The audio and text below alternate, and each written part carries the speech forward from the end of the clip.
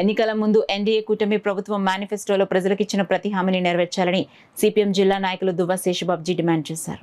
ప్రజా సమస్యల పరిష్కారానికే సిపిఎం ఆధ్వర్యంలో పిఠాపురంలో ప్రజా పోరుబాట కార్యక్రమాన్ని నిర్వహించారు. పిఠాపురం బంగారమ్మ రావిచెట్టు సెంటర్ వద్ద సిపిఎం నాయకులు కార్యకర్తలు ప్రజా పోరు సభ నిర్వహించి నిరసన కార్యక్రమం చేపట్టారు. ఈ సందర్భంగా సిపిఎం నాయకులు దువ్వ శేషబాబుజీ కుంచే చిన్న మీడియాతో మాట్లాడారు. ఈ కార్యక్రమంలో కోనేటి రాజు, కర్ణం విశ్వనాథం, మణి, నాగేశ్వరరావు, రాజు, రాజేష్, సత్యనారాయణ, స్టాలిన్, మణికంఠ, కరణం శ్రీనివాస్ తదితరులు పాల్గొన్నారు. కానీ ఇప్పుడు జరుగుతున్నది ఏంటంటే 8,000 కోట్ల రూపాయలు విద్యుత్తు ట్రూ-అప్ ఛార్జీలు పెంచుతున్నారు ఆయన. ఇది అన్యాయం. ప్రజలందరికీ ఉచితంగా ఇసుక అందజేస్తా అని చెప్పాడు ఆయన.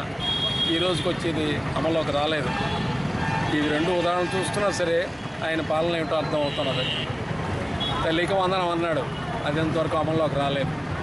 మహిళలందరికీ బస్సులో ఉచిత ప్రయాణం అన్నారు, అది కూడా అమల్లోకి రాలేదు.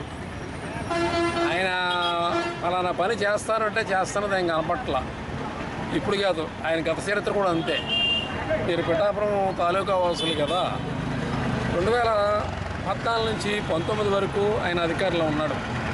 2014లో ఎన్నికల ప్రచారం సందర్భంగా ఆయన ఎస్సీజెడ్ అంతా తిరిగి మీరు నాకు ఓటేసి గెలిపిస్తే నేను అధికారంలోకి వచ్చిన తర్వాత రైతుల భూములు తిరిగి ఇచ్చేస్తాను వాగ్దానం చేశాడు ఆయన.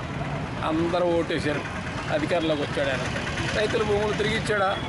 ఇవాళ అందుకని ఇప్పుడు మేము ప్రశ్నించేది ఏంటంటే గవర్నమెంట్ని ప్రజలకు ఇచ్చిన వాగ్దానాలను అమలు చేయండి, ప్రజల మీద అదనపు భారాలు వేయకండి.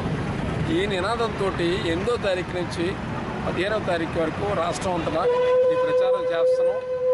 ప్రభుత్వం ఏంటంటే తక్షణమే తన హామీలు అమలు చేయాలని చెప్పి కోరుతాం. కావాలని అన్నారో వాళ్ళకి తక్షణమే ఇసుక సరఫరా చేయాలని చెప్పేసి తెలియజేస్తా ఉన్నాం. ముఖ్యంగా ఈ రోజున రహదారులు కూడా చూస్తుంటే చాలా విపరీతంగా రహదారులు మాత్రం అధ్వాన పరిస్థితులు ఉన్నాయి.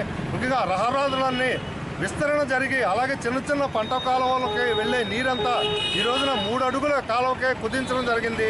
ఇది ఏమాత్రం కూడా ఈ ప్రభుత్వానికి కరెక్ట్ కాదు. దీని ఆక్రమణలు ఎక్కడైతే జరిగో ఆక్రమణని తొలగించాలి.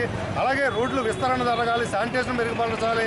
సుమారు ఏదైనా ఏలేరు నుంచి రిజర్వాయర్ పొంగి సొంతగడ్డ కాలువ ఉప్పొంగిపోతూ ఉన్నది. అక్కడ ప్రజలు కూడా తీవ్రమైన ఇబ్బందులు పడుతూ ఉన్నారు. గొల్లపూర్లో కూడా జగనన్న కాలనీ కూడా అక్కడికి వెళ్ళాలంటే ప్రజలు రాకపోకలు చేయాలంటే బ్రిడ్జి వర్షం వచ్చేసి నీరు రాకపోకలకి అంతరాయం ఏర్పడుతున్నది. అక్కడ జగనన్న కాలనీలో చిన్న బ్రిడ్జి ఏర్పాటు చేయాలా, నివసించే ప్రజలకి మీరు ప్రభుత్వం చర్యలు చేపట్టాలని చెప్పేసి తెలియజేస్తా ఉన్నాం. ముఖ్యంగా ఈ రోజున రాష్ట్ర ఆంధ్రప్రదేశ్కి రావాల్సిన ప్రత్యేక హోదా రాయితీలన్నీ కూడా కేంద్ర ప్రభుత్వానికి డిమాండ్ పెట్టాలి.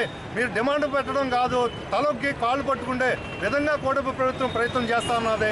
ఇటువంటి నిర్ణయాలన్నీ మానుకోవాలని చెప్పి చెప్తా ఉన్నాం. ముఖ్యంగా కేంద్ర ప్రభుత్వాన్ని సిపిఎం పార్టీగా ఒకటే చెప్తా ఉన్నాం మేము.